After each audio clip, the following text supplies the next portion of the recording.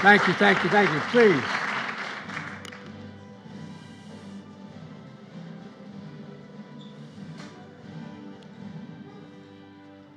Never played that long.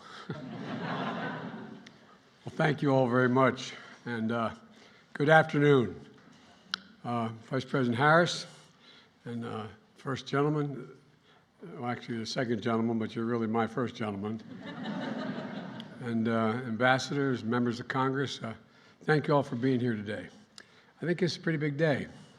Just a few months ago, I welcomed President Niinistö of Finland and the Prime Minister Andersson of Sweden to the White House to demonstrate the strong support the United States had for Finland and Sweden's decision to apply for membership in NATO.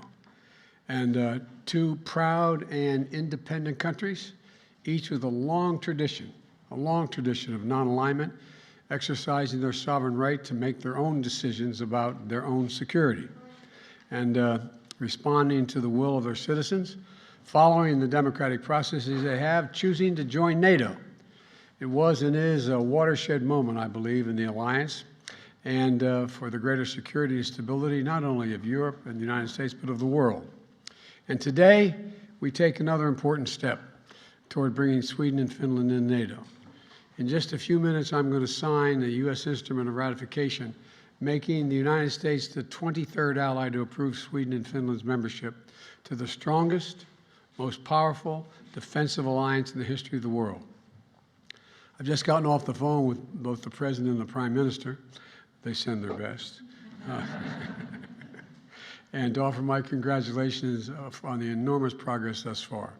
Together, we committed that the United States, Finland, and Sweden would continue to remain vigilant against any threats to our shared security and deter any confrontation and confront any aggression or threat of aggression that might come up. And I urge the remaining allies to complete their own ratification progress as quickly as possible. For more than 7 decades, a strong, united NATO has been the foundation of American security, not just in Europe, but quite frankly, the basis of our security around the world. It's how we've led the world together with those nations that share our vision and, even more importantly, our values. It's critical now to deter threats before they harm our people, our allies, and our interest. You know, it's how we address instability and aggression, with allies at our side, amplifying the capacity to respond effectively.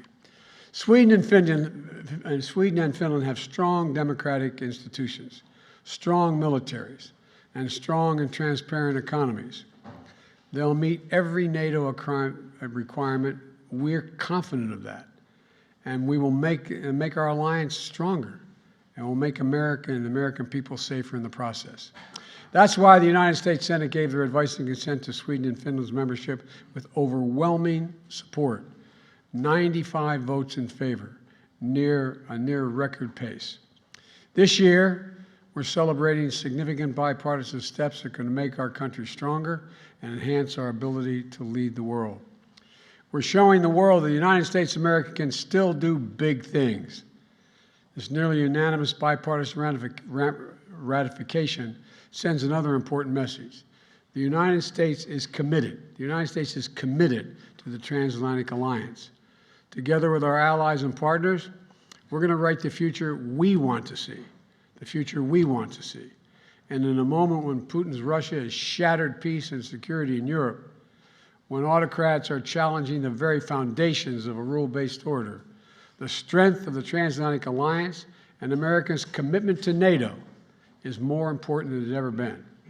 That's why in June in Madrid, at a pivotal NATO summit, all 30 nations came together to invite Finland and Sweden to apply. It was a display of allied unity, allied strength, and allied resolve.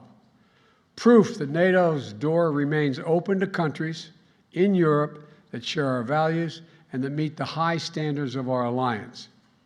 Putin thought he could break us apart when this all started. He believed he could break us apart, in my view, weaken our resolve. Instead, he's getting exactly what he did not want. He wanted the Finlandization of NATO. but he's getting the NATOization of Finland along with Sweden. I really mean it. In seeking to join NATO, Finland and Sweden are making a sacred commitment that an attack against one is an attack against all. It's Article 5 of the Washington Treaty and the core, the very core of our alliance. And our allies committed to Article 5, and it's stronger than ever, that commitment. The only time in history Article 5 has been invoked was on 9/11, when the United States was attacked, and all our allies rallied to our side. The United States will never forget that, and we will never fail in our pledge to defend every inch of NATO. That's why, together with our allies, we're taking steps to reinforce NATO's eastern flank and strengthen our deterrence against any threats of aggression toward the alliance. You know, and we're going to be better able to meet the new challenges of a changed European security environment with two strong, reliable, highly capable new allies in the high north. You know, NATO was formed out of the wreckage of World War II, as we all know, where war, you know, it had, look, just be straight about it. Wars have repeatedly riven the continent, engulfed the world in conflicts, and there's no way to avoid that if we're not together. NATO laid a new foundation for lasting peace and security. And through more than 7 decades it follows, NATO has proved the indispensable alliance committed to Europe whole, free, and at peace. Today, we see all too clearly how NATO remains an indispensable alliance for the world of today and the world of tomorrow. Our alliance is closer than ever. It is more united than ever. And when Finland and Sweden bring the number of allies to 32, we'll be stronger than ever, stronger than ever.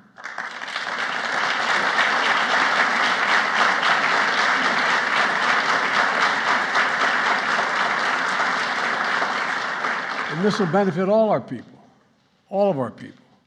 Now I'm going to go over to that table there and sign a U.S. Instrument of Ratification, communicating the support of the United States for Finland and Sweden's membership in NATO.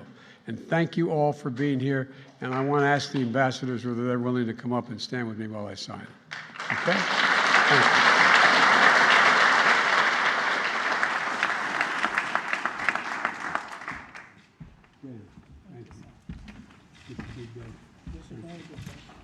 All right.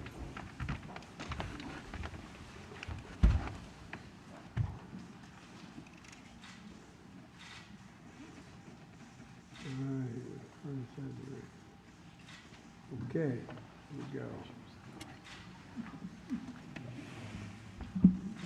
Let me see.